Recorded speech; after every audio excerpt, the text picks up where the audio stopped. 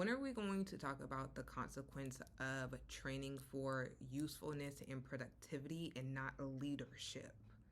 Okay? That is one of the biggest red flags that I'm seeing in this gig economy era, in the future of work, in what the next 12 to 18 months look like. And it's really disheartening that we can't even do 3 to 5 to 10 year predictions when it comes to career mobility, because we genuinely don't know how AI is going to change the world in 10 years. We are currently in the dark ages of AI. So there is no accurate prediction on what this will look like due to how advanced this technology is. And that then goes to speak on who are going to be the future leaders at large. I'm not speaking about in a localized economy or era or like Silicon Valley or DC or New York, those hubs where there's billions and trillions of dollars in infrastructure and programming and nepotism that goes to creating leaders in the era. I also want to speak about this on how the funding cuts in higher education and the barriers financially in higher education is also going to create a massive gap in leadership. Because this is another thing that people are not speaking directly to. What is the cost of being a leader? In corporate America, in medicine, in education, in advertising, in media, most times it will be formalized training. And that is the real. Everybody cannot be an entrepreneur. We get that. Everybody cannot really survive in a gig economy. We get that. Everybody is not going to go the university route. We get that. But when we are speaking about who sits at the C-suites, who are the core decision makers at large, globally, what are the trends that we see across the board? I'm not speaking about the exceptions, because rarely are there exceptions. It's going to be formalized training. It's going to be academic training, especially when we are speaking about dire industries, education, medicine, and legal. Tell me what lawyer doesn't have a JD. I'll wait. Tell me what physician doesn't have an MD. I'll wait. Tell me what veterinarian doesn't have a DVM. Tell me what pharmacist doesn't have a PharmD. In addition to that, tell me, out of all of those professions, what is the pathway to get there beyond the certification? Beyond the title of Doctor of Law, Doctor of Education, Doctor of Medicine. It's the residency programs, those leadership trainings. Even in my role, there are so many formalized trainings that I have to do on ethics alone.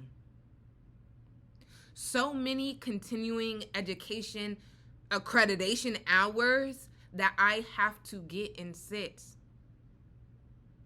And I don't have the doctor in front of my name yet. And so when we're speaking about leadership at large, only so many people can successfully fake the funk and make it all the way to the top. There's only a small group of people that have beat the odds across the board in the scamming and finessing without getting caught. And now they're CEO, CMO. And also, what is the cost of that? We have to speak about the things that aren't just blaring in front of us, because this is going to have a drastic impact that we are not prepared for. Currently, right now, we're not prepared for the funding cuts in higher education. That's full stop. We're not. Not from a public health perspective, not from a technological, advancement perspective, not from an environmental perspective, not from a K through 12 classroom perspective, not from an urban planning perspective, not from an agriculture perspective, not from a sustainable fashion development perspective. We are not prepared for those areas not to have adequate leadership training. And everybody can't be a consultant of a consultant of a consultant of a consultant. That's another thing. Who has the expertise that is not vaguely across everything, but that is 1 inch wide and a mile deep in these areas? Those are the things that people need to talk about as well when we're speaking directly to post-secondary pathways. What happens when we are producing a workforce that is a jack of all trades, master of none? Because that is what's happening. Your expertise can't be surface level clickbait knowledge. What do you know currently that is a mile deep? What formal hours in accreditation do you have to be a leader? Time and time again, people complain about customer service. Customer service this, customer service that. Who is training the people? At large. What about organizational development at large? Most people don't even know what organizational development is to even speak to it. And so we're also having these industries. And I think a lot of people are like, these industries are disappearing. No, you don't know that they exist. You don't know what industries currently exist. And so they're not disappearing. The gates are just completely becoming invisible. They're there. It's kind of like a force field. There's like this workforce force field going on, where to the public, it's like, that doesn't exist, but it does. It does. We need leaders. We need y'all to go to school. We need y'all to have expertise in something. Again, kind of going back to this concept of like, you can't save the world, but you can impact your community.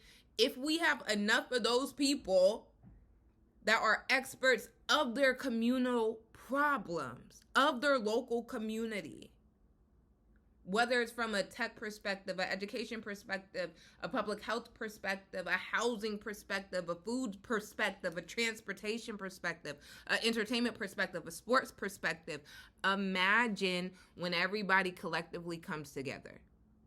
But we cannot only rely on, oh, I had this thought. No, what is your expertise? Because this is another thing when it comes to like grants and funding. You think that operates off of wishful thinking?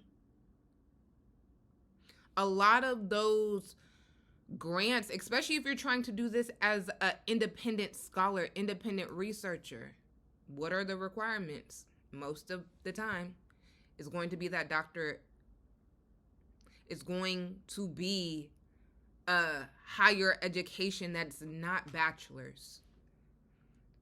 Like, these are the real conversations we need to be having. And it's so disheartening that, like, this is not the transparency that people are speaking directly to, because it impacts every single one of us. You're not the exception to the rule, in the same capacity that I'm not the exception to the rule, of how this is changing and shifting and altering just the career mobility, I guess I can say. And I can look at this from a recruiter perspective. Getting a job and the requirements and what I would look for in candidates in 2021 is vastly different in 2025. Because the depth of knowledge that you must have is different. It's different. And this is going to be my last point. Most of y'all don't know the origins of anything.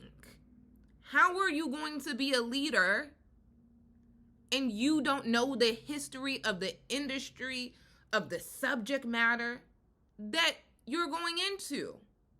So what are you speaking to? You don't know your foremothers and forefathers of the industry, but you think that you're a revolutionary. That's not how that works. You have to honor those who came before you. Because those who came before you, a lot of them are still living, and y'all don't even know their first or last name. They're sitting right next to you and you don't even know. That's a problem. There's also humbleness in leadership, true, authentic leadership. But most people just want the accolades. When are we going to talk about the consequence of training for usefulness and productivity and not leadership? Okay? That is one of the biggest red flags